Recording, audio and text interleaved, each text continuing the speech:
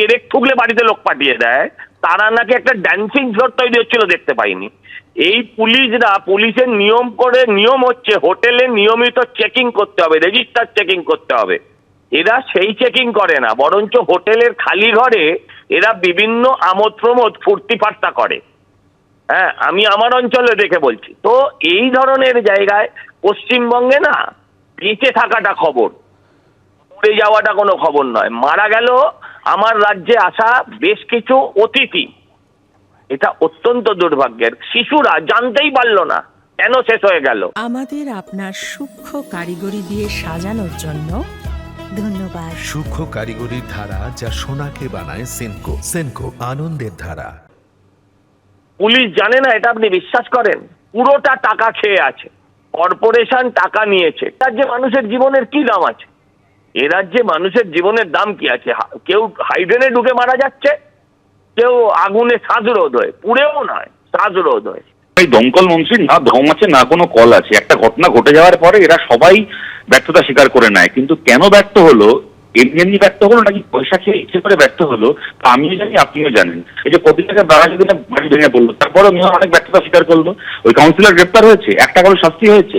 বিভিন্ন জায়গায় যেরকম বিভিন্ন ঘটনা ঘটছে, ঘটনা ঘটার পরে প্রেস কনফারেন্স করে সবাই বলতে পারে এইটা কাজ করেনি, ওইটা সেইটা কাজ করেনি। অ্যালার্ম কাজ করেনি, সরকারের অ্যালার্ম কাজ করছে না, গভর্নমেন্টের অ্যালার্ম কাজ করছে না। বাচ্চাদের স্কুল তার উল্টো দিকে ডান্স বারের পারমিশন দেওয়া হয়েছে। আর এটাকে নিয়ে আমরা কি প্রশ্ন করবো? তৃণমূল এমন একটা পার্টি, এদের সরকার এমন একটা সরকার, পয়সাতে স্কুলের ক্লাসরুমে ডান্সবার বসিয়ে দেবে। এরা স্কুলের ভেতরে ডান্সবারের ব্যবস্থা করে দেবে যদি তৃণমূলকে আপনি পয়সা দেন। ফায়ার অডিট হয় না তা না। আমি তো বলছি যখন অডিট হয় তারপরে এরা নিজেরা, যেমন আমি শুনছি একটা ফ্লোর ওরা বানাচ্ছে, ড্যান্সিং ফ্লোর নাকি ওখানে বানানো হচ্ছে।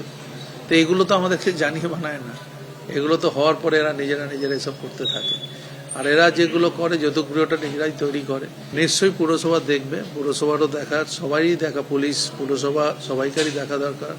আমরা সবাই অফিসারদের বলেছি যে সমস্ত কিছু রিপোর্ট আমাদের কাছে জমা করতে এবং একটা কঠিন স্টেপ আমরা নেব। আজকে এটা ঘটনাটা ঘটেছে, এদের যদি আমি শুনলাম যে ওদের অ্যালার্মটাও পর্যন্ত বাজেনি, যে অ্যালার্মটা একটা আগুন লাগলে পরে একটা হোটেলের অ্যালার্ম বাজে, সেই অ্যালার্মটাও ঠিক সময় বাজেনি, সেটাও কাজ করেনি, স্প্রিংলারগুলো কাজ করেনি, কোনোগুলোই কাজ করেনি। এদের সিস্টেমেও কোনো ভুল ছিল, যে সিস্টেম লাগানো হয়তো ছিল কিন্তু সিস্টেমগুলো কোনোটাও ওয়ার্কিং ছিল না। যে হোটেলে এই ঘটনা ঘটেছে, 14 জনের ইতিমধ্যে মৃত্যু, একজন এখনো পর্যন্ত হাসপাতালে চিকিৎসাধীন। এই ঘটনা ঘটার আগে যেটা স্থানীয়রা জানাচ্ছেন, সরাসরি দীপ্ত আমার ক্যামেরা পার্সনকে বলছি দেখানোর জন্য, যে এই হোটেলে একতলায় একটি নির্মাণ চলছিল। এই নির্মাণ কি, স্থানীয়দের দাবি এই নির্মাণ পানশালা তৈরি করা হচ্ছিল। কিন্তু এই পানশালার পারমিশন তাহলে কি হোটেল কর্তৃপক্ষ পেয়েছিলেন? যদি পেয়ে থাকেন তাহলে একই বিল্ডিং এ দুটো পানশালা হবে, তার কারণ আগে থেকেই গ্রাউন্ড ফ্লোরে একটি পানশালা রয়েছে। পুরসভার একটি সূত্র থেকে আমরা যেটা জানতে পাচ্ছি যে এই বিল্ডিং এ যে কটি ঘর রয়েছে ভেতরে, একটি ঘরকে ভেঙে দুটি ঘর করা হয়েছে, যেটা বেআইনি। ছাদে একাধিক ঘর করার চেষ্টা হয়েছে, যেটা বেআইনি, এবং এইগুলোর পারমিশনও নেওয়া হয়নি।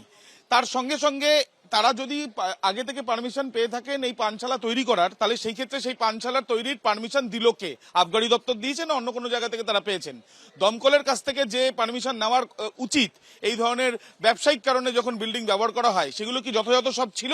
সেগুলো খতিয়ে দেখা হবে পরবর্তীকালে এসআইটির তরফ থেকে যখন তদন্ত করা হবে তখন। বিপর্যয় মোকাবিলা করতে যারা গিয়েছিলেন তাদের মধ্যে একজন সরাসরি ক্যামেরার সামনে জানালেন যে সেখানে অগ্নি নির্বাপন ব্যবস্থা থাকলেও সেটা কাজ করেনি। কেন কাজ করেনি? এবার তোমাকে ছবিটা দেখাই। বিল্ডিং এর পাশে এখানে একটি পাইপলাইন রয়েছে।